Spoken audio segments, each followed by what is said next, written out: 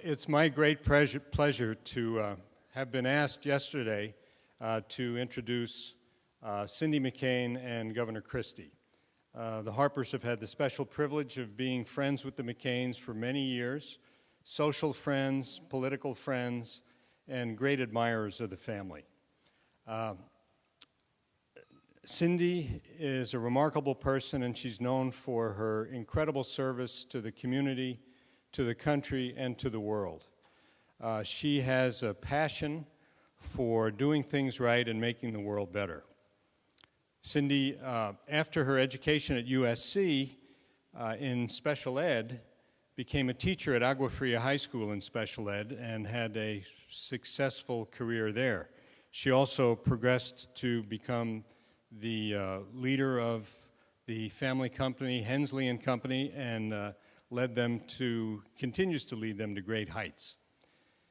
Cindy's interest in the world and special issues has become very apparent over the years. She serves on the board of the Halo Trust.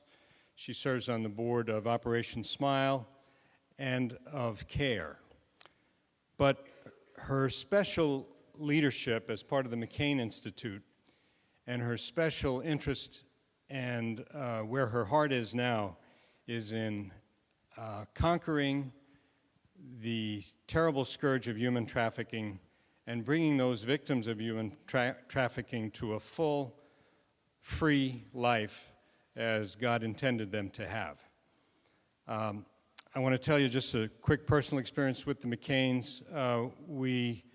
Sharon and I will socialize with them often, and we'll say, well, what are you going to be doing next week, Sharon or Ollie? And then we'll ask the McCains what they're doing, and she'll say, well, John's in Afghanistan, and I'm going to the Eastern Congo, but we'll be back next weekend, so we'll see you then. So anyway, it's a remarkable privilege to be able to introduce Cindy. Governor Christie, what a star he is on the political horizon. He just had a tremendous victory in New Jersey, resounding victory in a state where his party was in the great minority. But he proved himself a hero, a leader, and a man of the people during the tragedy of Hurricane Sandy. He showed up and he did what was right. He embraced people. He helped them on the road to rebuilding, and he really became America's governor for a period of time. Governor Christie, born and raised in New Jersey, only left New Jersey to live in Delaware for 4 years when he went to the University of Delaware, met his wife, wonderful wife, Mary Pat there. He then came back. He entered significant public service when he was appointed as United States Attorney in September of 2001, and had a very successful career as a U.S. Attorney with a record of something like 130 convictions and no acquittals. He's done a remarkable job for the state of New Jersey, and if you'd permit me, I'm going to read a quote of his that he had in his address to the Republican convention, which I think sums up what he's all about. The quote: "We are the great-grandchildren of the people who broke their backs in the name of American ingenuity, the grandchildren of the greatest generation, the sons and daughters of immigrants, the brothers and sisters of everyday heroes, the neighbors of entrepreneurs and firefighters, teachers, farmers, veterans, factory workers, and everyone in between who shows up not just on the big days, but on the bad days and the hard days, each and every day, all 365 of them. Governor Christie shows up in force, all 365. So it's my great pleasure now to introduce Cindy McCain and Governor Chris Christie.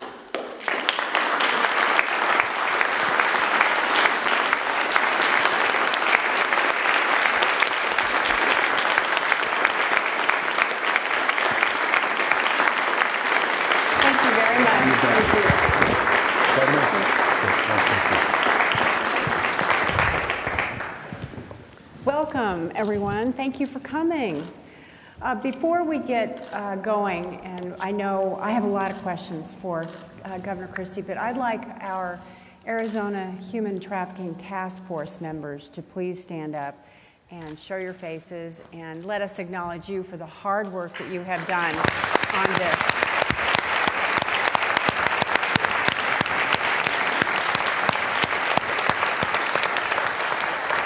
And it's just the beginning. Governor, thank you so much for being here. My pleasure. We, as a group of people that are working specifically on human trafficking, look to you this year because New Jersey has the next run at the Super Bowl. And so we'd like to hear from you about not only what's going on, but how you have accomplished what you have accomplished in this short time and what your goal is, the long-term goal. Well, I mean, first off, it's hard, I think, for folks in this country to grasp the fact that the Super Bowl is the biggest human trafficking event of the year in the United States. And it's extraordinary to think that we will have young women, young men enslaved by folks who are coming to enjoy a football game. The connection is interesting because it's really almost any big event that this happens in. And the biggest problem we have, and I can go through some of the legislation that we've passed, some of the work that we've done, I'm sure we'll talk about that over the course of our conversation, but I think the biggest thing for people here to make sure you grasp is why this is so difficult to uncover. Remember that most of these young men and women come from countries where law enforcement is corrupt. And so when they come to this country, usually under the promise of a better life, a free life, a prosperous life in America, and they get here and their passports are taken, all their identity is stolen. They're put into either the sex trade or sometimes just other types of involuntary servitude, 12, 14 hours a day. It's not only that they have fear for their family back home, because most of the time what these folks will do is threaten them by saying, we know where your mother lives, we know where your father lives, we know where your brothers and sisters are. If you don't do what we tell you, we'll have them killed. Imagine being a 15, 16, 17, 18-year-old young man or woman and being faced with that choice. Secondly, they don't go to law enforcement because they think law enforcement's part of the problem. Because in their countries, law enforcement's corrupt. And so people say, why don't they say something? They run across a police officer or someone that can help them.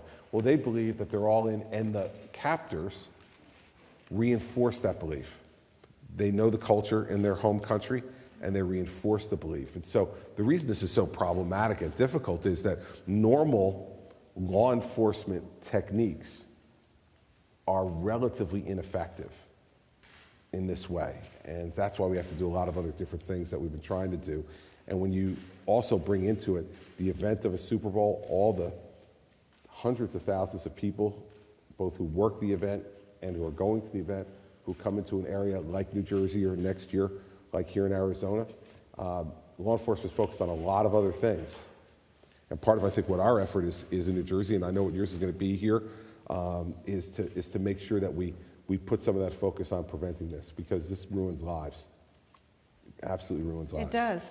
You did some interesting things with your legislation, though. You have encouraged the use of the hotline and the posting of the hotline. You've encouraged a whole lot of things that are, well, I view as part of the NGO community in all of this. I think that's innovative, and I also think it's really necessary.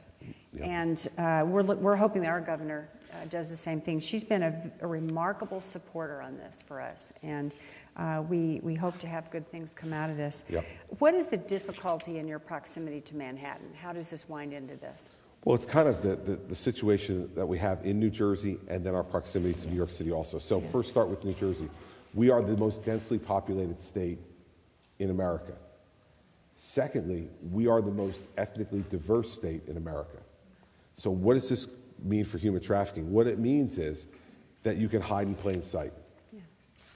No matter what ethnicity you are, there is a neighborhood in New Jersey, usually a dense urban neighborhood in New Jersey, where you look like everybody else and you sound like everybody else.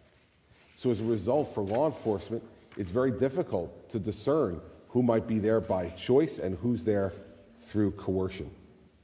Secondly, then with New York City, the airports in New York and New Jersey, the three major airports, Kennedy, LaGuardia, and Newark Liberty, combined are the busiest air traffic point in the country.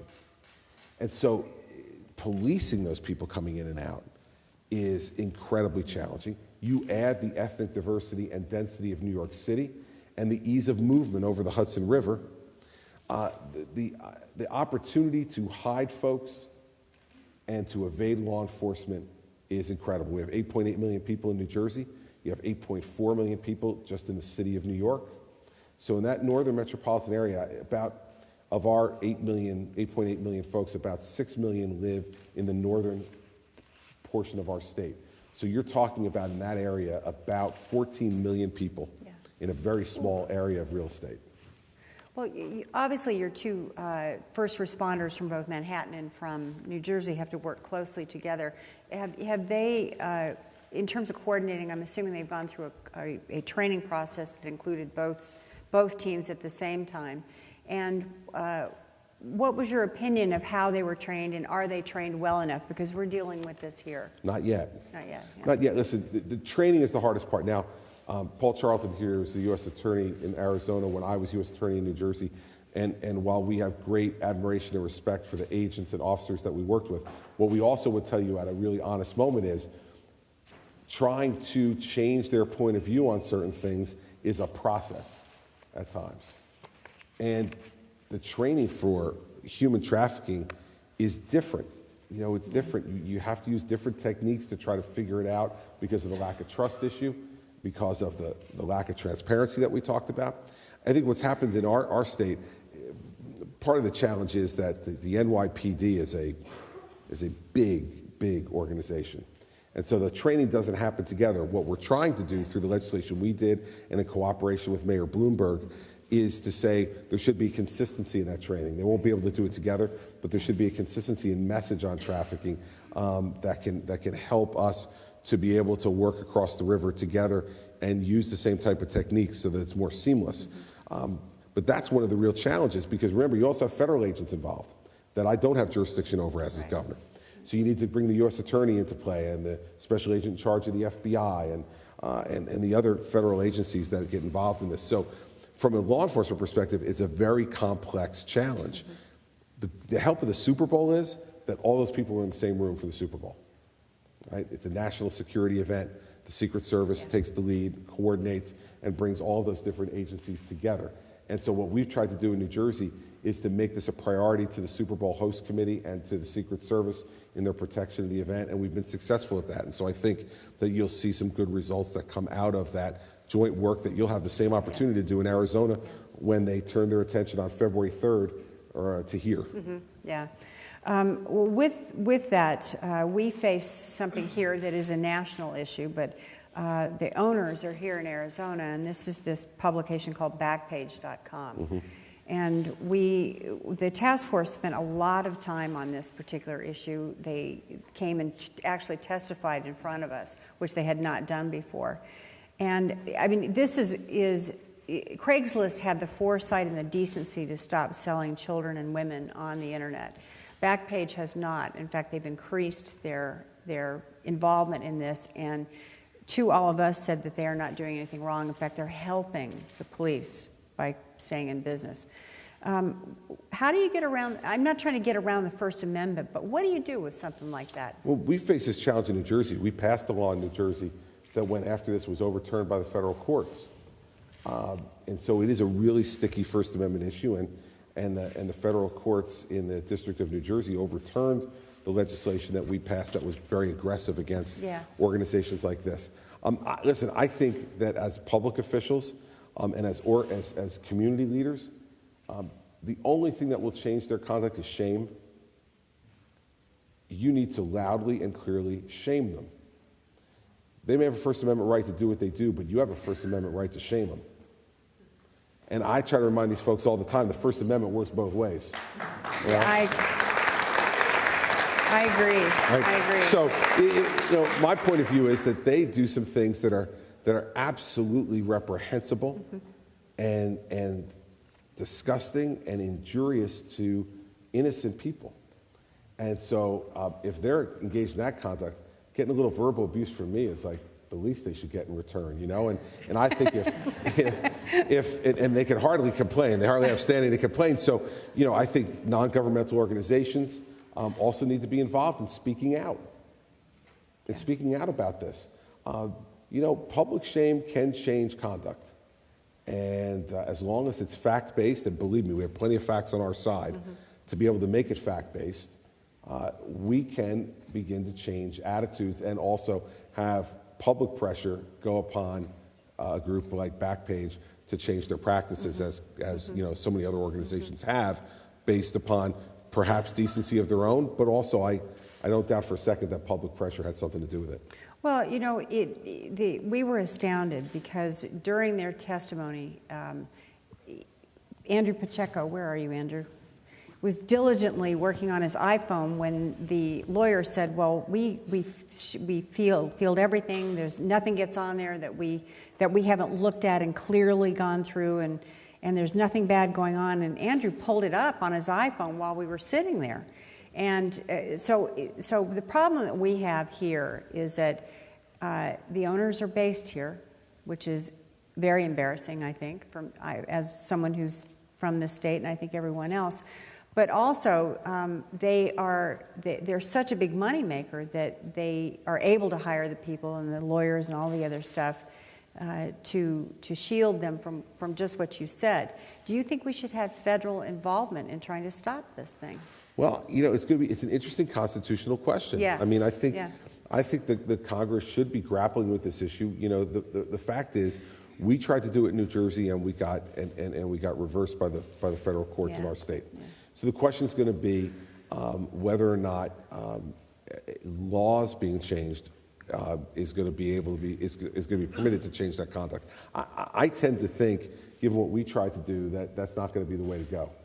That ultimately it's going to have to be publicly shaming these folks, because I think that they get emboldened every time they reverse an action, and I think they double up their efforts.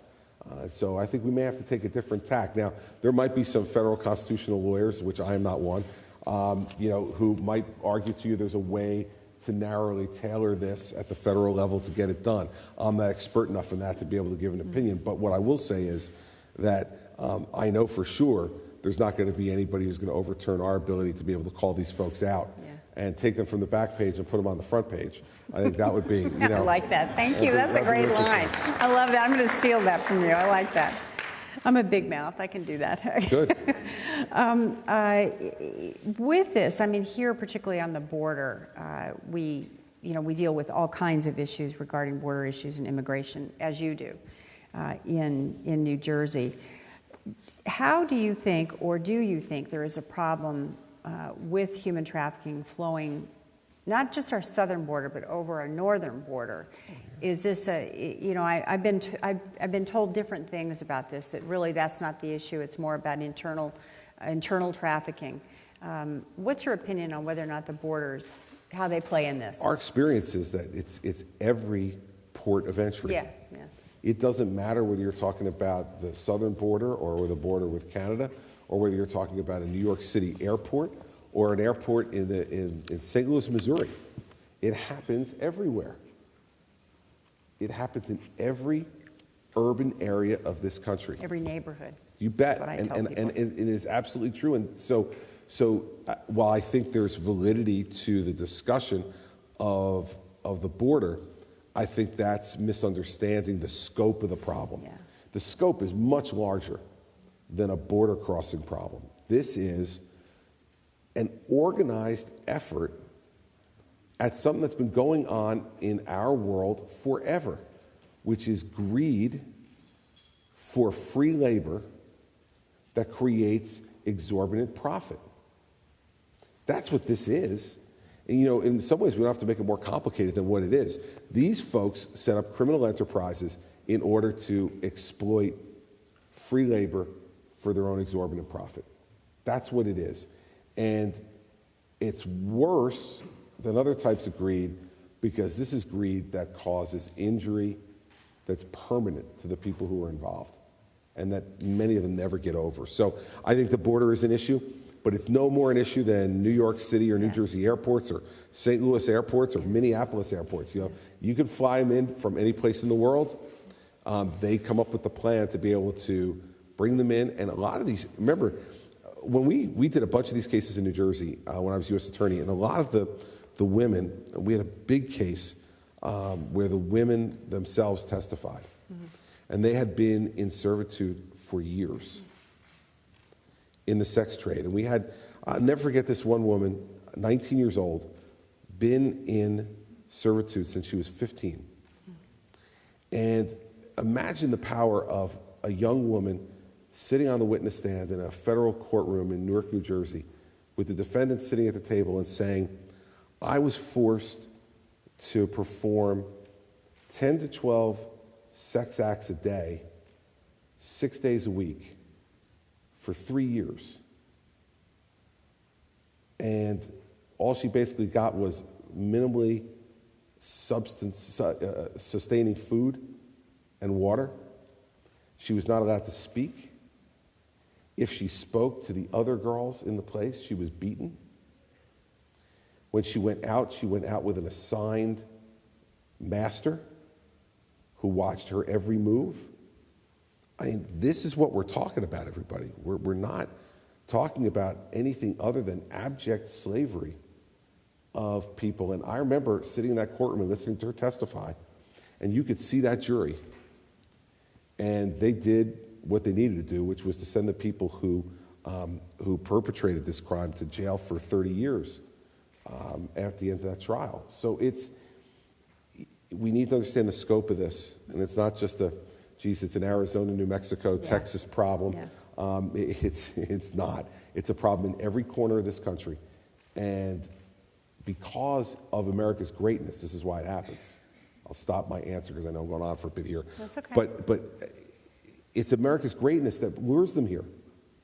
These criminals play on people's heartfelt desire to come to this country and be free. They come from often economically depressed, socially repressed countries where America is the absolute shining light for them and their hope for a better and different life than their parents or grandparents have had. And they play on that aspiration and on America's greatness to lure these young people and then to entrap them and enslave them for their own profit. If there's anything more amoral than playing on someone's dreams in order to destroy them, I don't know what is. Yeah.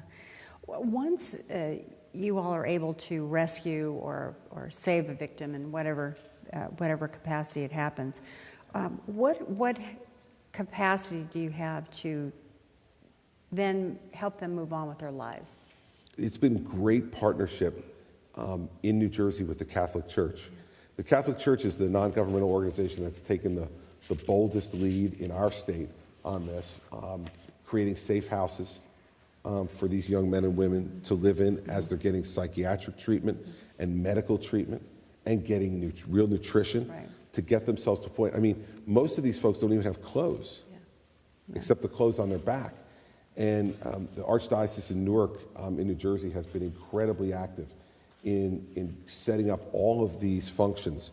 And our State Department of Human Services has partnered with the Catholic Church to provide psychological, psychiatric services as appropriate. Our Department of Agriculture to be able to provide the right types of nutrition for them right at the beginning when they're saved. And it's a months-long process. These girls I was just talking about who testified in that case, they lived in this halfway house for 6 months. Yeah. It took that long just to kind of stabilize them, to get them ready to re-enter normal society.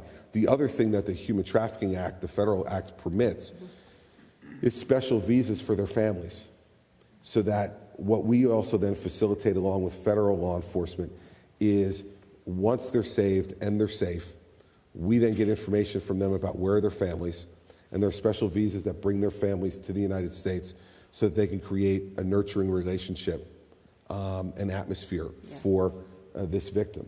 And so it's not that they have to stay here by themselves, but for those who want to stay, we bring their families here and they get to live here under special visas that have been set up under the Act. And that's extraordinarily helpful in their recovery, is to get a parent or parents or a brother or sister, whoever's available to them, to come here and not have to worry about going through the really cumbersome process of entering the country, but to know that they have a special type of visa just for them, to take care of their loved one who is a victim. A large portion of the young men and women that we find and rescue, I mean these gracious, lovely people that work this every day on the streets, they can get them maybe into a facility, but the difficulty is how we're funding it, how they can get help, do they have the right licensing? So Arizona is really struggling with kind of being able to make this an easier process for these girls and boys, and making sure that they are helped significantly before we turn them out. But we deal with more domestic out here, so the portion of that we need to work on, again, is our state's trying to figure all of this out right now, and I know our governor is working on it very hard. Yep. May I change the subject just a bit? Sure. All right, if I may. We talked about comprehensive immigration, and as you know, the Senate voted on it, and then the House won't even hear it. How do we begin to work with a Senate and a House that won't even talk to each other and won't even agree to disagree on anything? Well, listen. If he can answer this, we're good. Well, let's start off with what I think the causation of the disease is. Yeah. The first causation of the disease is a lack of presidential leadership.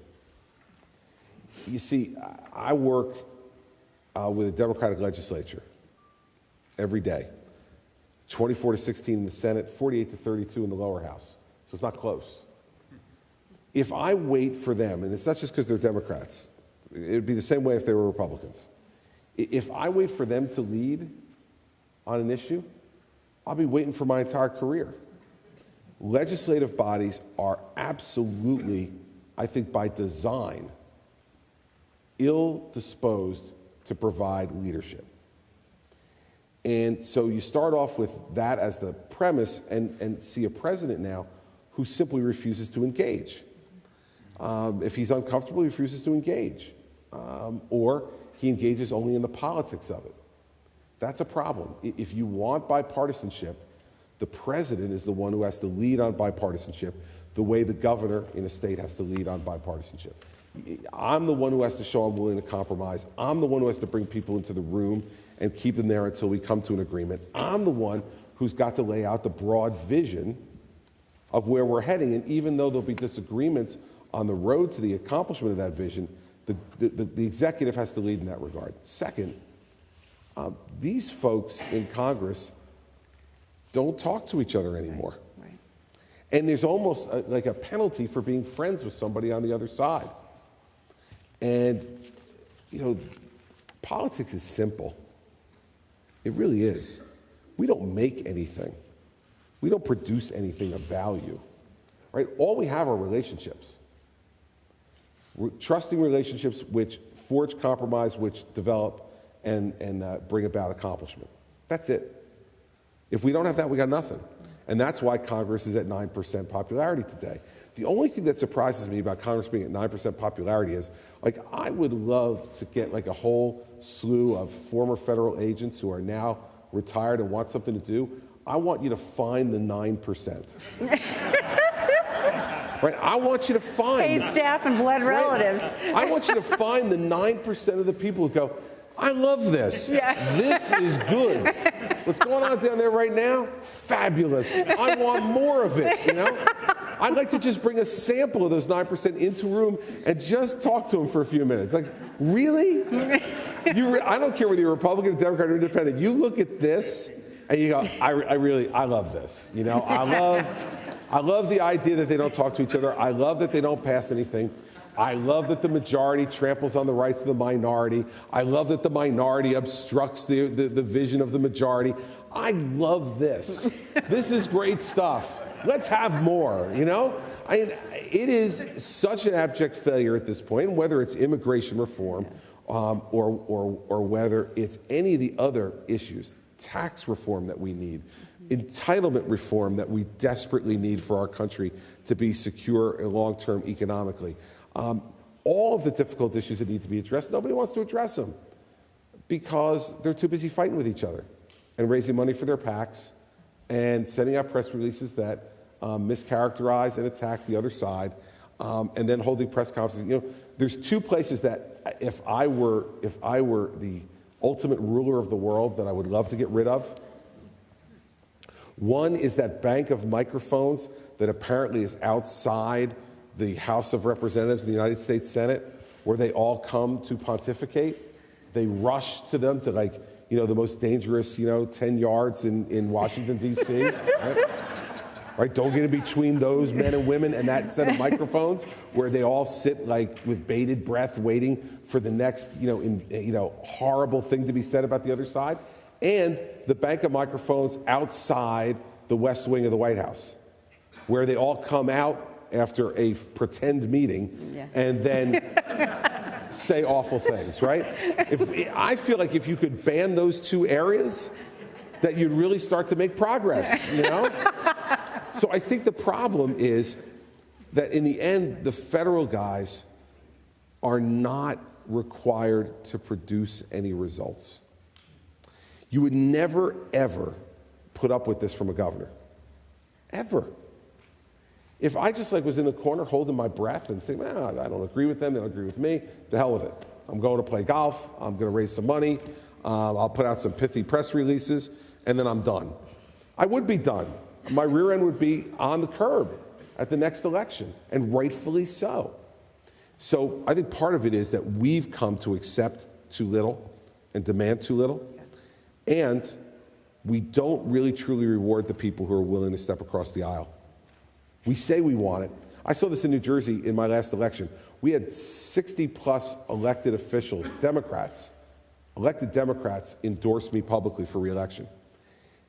Those men and women were so excoriated by the press and by other Democrats for supporting a Republican. And I say all the time, well, so you want bipartisanship, right? The newspapers write all the time, we want bipartisan. If only they could be bipartisan. Read the editorial pages, I don't care whether it's here in Arizona or in New Jersey or any place in between. They all want bipartisanship. But when someone does it, they say, oh, there must be something fishy there. I mean, these people are getting accused of, well, we'd like to know what deals were made in the back room there for them to support this Republican. Like, well, you can't have it both ways, man. If you're going to excoriate people for being bipartisan, they're not stupid. They won't be bipartisan then. We have to create an atmosphere, like we do in a lot of these states, that says, you know what? What we expect you to do is do your job.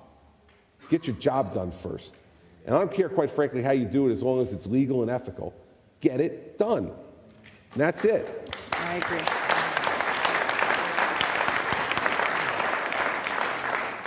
You had a remarkable re-election, and what a lot of us enjoyed watching was the percentage of the Hispanic vote that you gained through this. This is not the case in other parts of the country and with other Republican candidates. What would your advice be to the Republican Party about inclusion of Hispanics and other minorities and conducting elections in a way that, because you were such an inspiration to folks around the country. Thanks. Show up. Yeah, show up. I agree. Show up. I mean, listen, I won 51% of the Hispanic vote in New Jersey. I won 21% of the African American vote after getting 7% of the African American vote 4 years ago. So we tripled the African American vote. Well, how? I showed up for 4 years. I showed up. I went and listened. And I told them what I thought. Sometimes they agreed, sometimes they didn't. But I think that what's happened to us as a party is We refuse any longer to campaign in uncomfortable places. We always want to campaign where we're comfortable. Yeah. Let's get to the Chamber of Commerce. Come on. All right? Let's do that Chamber of Commerce lunch. We Republicans, we're comfy there. No problem, right? No, nothing wrong with that.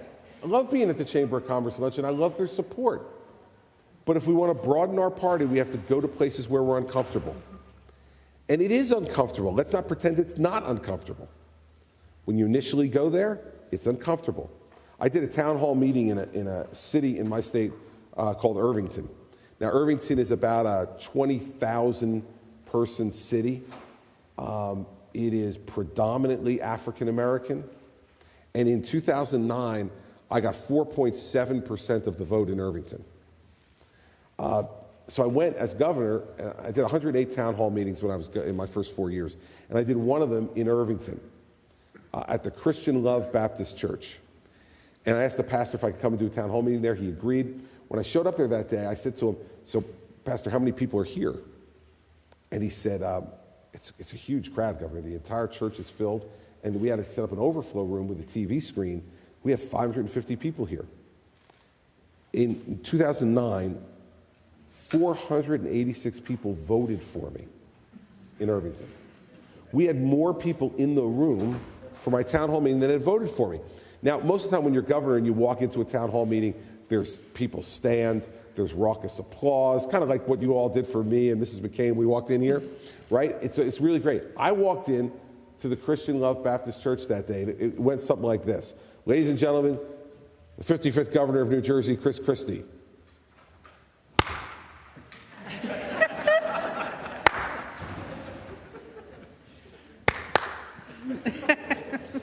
So I walked out onto the altar, not to my usual reception. And if any politician tells you that that moment they're comfortable, they're lying. You're sweating, you're worried, and I'm looking at a bunch of people, not like this group right now. I was looking at a bunch of people like this.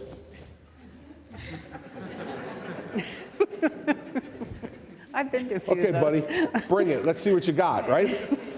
So I started off by telling them that I'd gotten 4.7% of the vote in Irvington in 2009, and that I know some of you consider my policies divisive.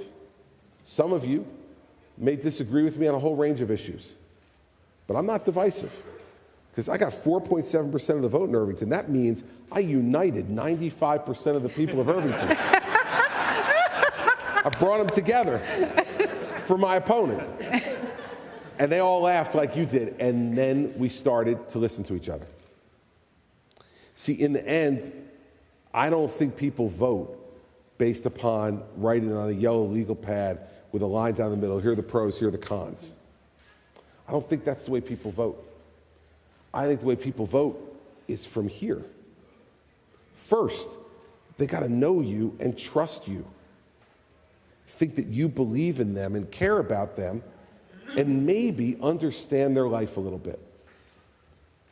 Then they might go to the pro and con list after that. But if you don't get past that threshold, you no chance. They're never going, I don't know him all that well and I don't trust him. I don't think he necessarily cares about me. But boy, I like his position on X, so I'm going to vote for him. Because what they think is that your position on X is probably BS because they don't know you, they don't trust you. So as a Republican Party, I think we have to campaign in places where we're uncomfortable. And we can't expect in this 24-hour cable, instant gratification society that we're going to get great numbers right away. Yeah. I showed up in the campaign in 2009 and got 4.7% in Irvington. What happened this time? 18% in Irvington. 18%. Now, some people look at it and go, 18%? You got killed. 80 to 18. The independents picked up a few votes. 80 to 18, you got killed. I said, no, man. I quadrupled my vote nearly in Irvington. I nearly quadrupled it.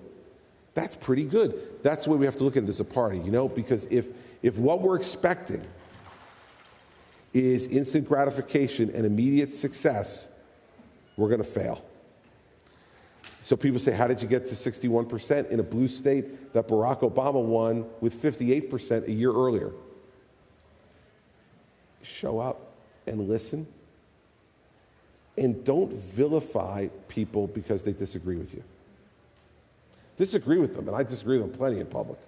And any of you have seen, me, I'm not a shy, retiring guy, and I'm not someone who's reluctant to express my views or to get in a good fight every once in a while, or more than every once in a while. But there's a difference. I'll end with this. One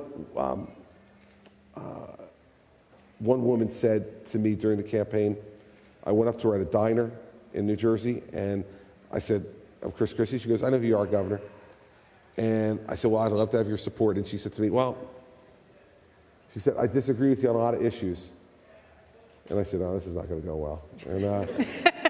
And she said to me, but you know what? She said, you do what you say you're going to do, and I trust you, so I'm going to vote for you anyway. That happens because you can't get, like I did, a third of the Democrat vote.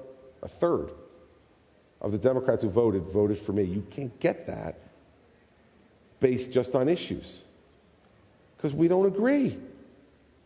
But that's not the way people vote. It just isn't. And as Republicans, if we continue to think, and this is what tends to make people contort themselves, because they think, okay, I believe this, but you believe that. All right, so I got to look in your eyes and try to figure out what is it that you want to hear.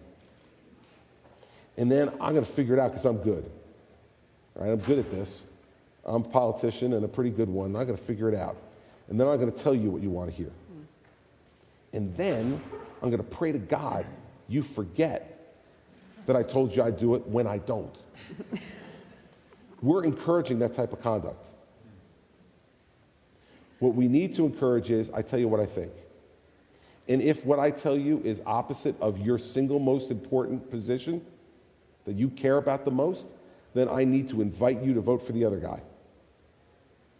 Vote for the other guy. But I'm not going to contort myself into a pretzel to comply with what you want. I'm not going to do it. And too many of our politicians have gotten ourselves in that position. And it just isn't ultimately successful. Voters don't believe you then. Yeah. And then when you don't have credibility, you're finished in this business, because it goes back to what I said before, we don't make anything.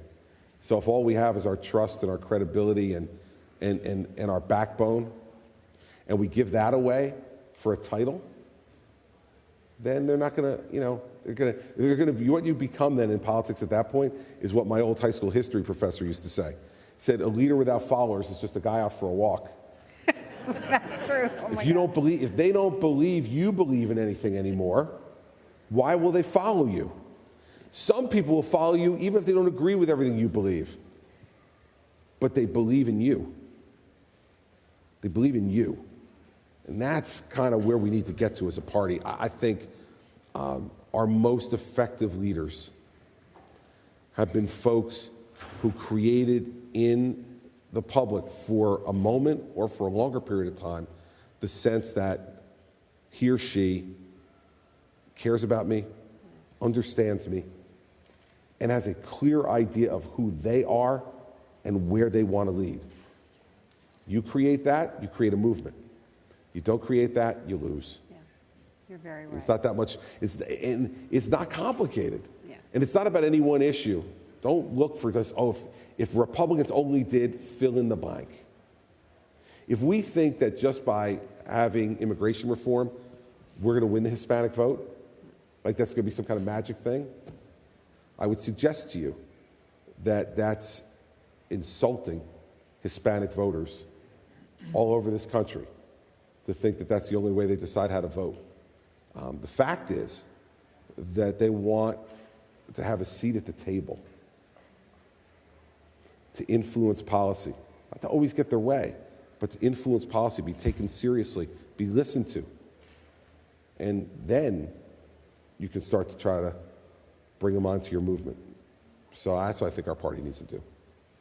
Thank you. Thank you.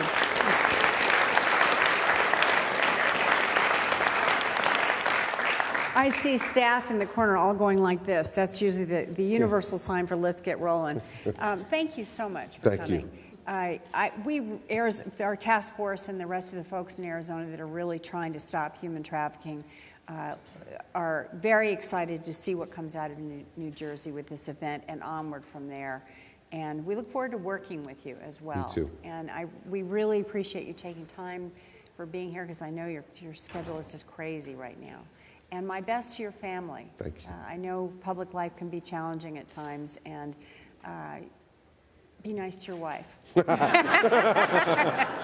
you so much. I'll tell her you said that. Thank you so much for coming. Thank you. So much. I really appreciate it. Thanks for the chance. It's really great.